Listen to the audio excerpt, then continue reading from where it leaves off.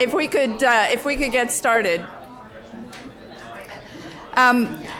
I do want to note that I think Dr. Ixler yesterday gave us the theme for the workshop, and we may have to change the title. I'm not sure that's allowed. But I think the theme for the workshop is we're talking about nutrition. We love complicated. We love complexity. I want to start out the panel. I'm going to keep my comments shorter than what's in the program, I hope, just so we have more time for the panel members and more time for this discussion before we hear from the sponsors. So just some observations that I have picked up as we've kind of moved through, and please keep in mind we're not trying to make recommendations, we're not trying to make conclusions, but we are trying to explore the issues and understand what we have been learning from the various presentations. And for me, just an overwhelming theme that keeps coming back up is making sure we understand the difference between a drug that is being used to treat, cure, prevent disease and managing a disease. And sometimes a drug is involved with managing disease, but sometimes it's due to different nutrient requirements.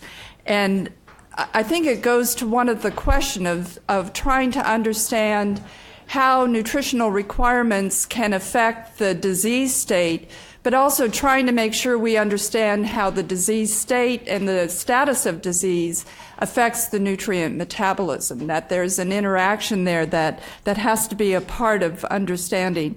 And when I use that phrase, managing disease, I think of managing as something that it's not necessarily returning situations to normal, but it's compensating for what the disease is doing to nutrient metabolism so that the person, the individual, is in a better place.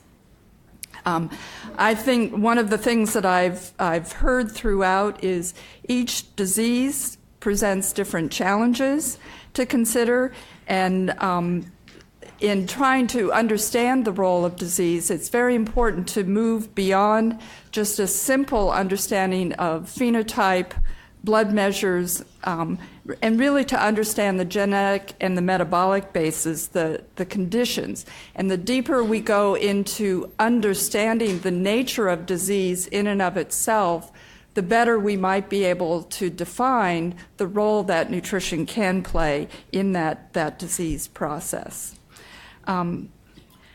I think we heard some questions early on yesterday that will be important to keep in mind around how nutritional status is defined and whether or not we have the right standards in place to define nutritional status, and where we've done a good job of it in terms of defining nutritional status, how do we apply that learning and understanding to cases where we perhaps have not yet fully defined nutritional status or agreed on how to define nutritional status, and then extending into the impact of disease.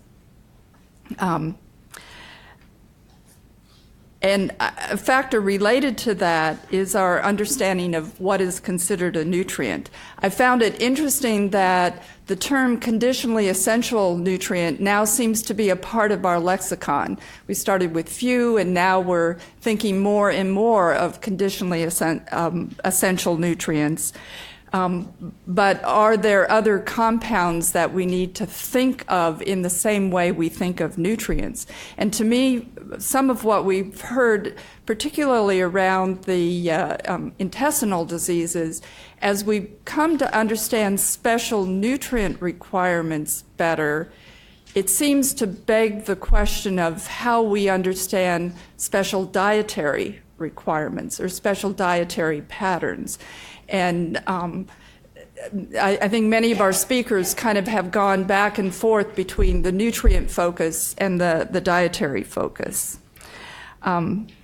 In the last session in particular, but again throughout the workshop, there has been so much discussion of where we are in terms of our advances from the tools that we now have to study disease, to study nutrients, whether they're genetic tools, metabolomic tools, just how far we have come. And yet in many ways, we're still working with some old paradigms that perhaps we need to start rethinking how are we going to use these tools, and what is the paradigm for looking at special nutrient requirements that take full advantage of these new tools that are now part of our repertoire. So those are just some of my brief comments of observations of that I've seen themes cutting across. We have an excellent panel that we've asked to take on different perspectives. So we've asked Susan Barr to kind of reflect on what has been heard and what the workshop is about from a perspective of the DRIs. We've asked Kristen Dancy, who will be electronic, to think about it from how do you build clinical recommendations, evidence-based recommendations, clinical guidelines. We've asked Tim Mork to think about what he's heard from a more of an industry public perspective, sort of the users of the information. And we've asked Jan Stallings to think about it from her experience and perspective as a clinician. So we've asked them each to give about 10 minutes of comments, and then our goal is to open it up for a discussion, and we look forward to your comments with that discussion.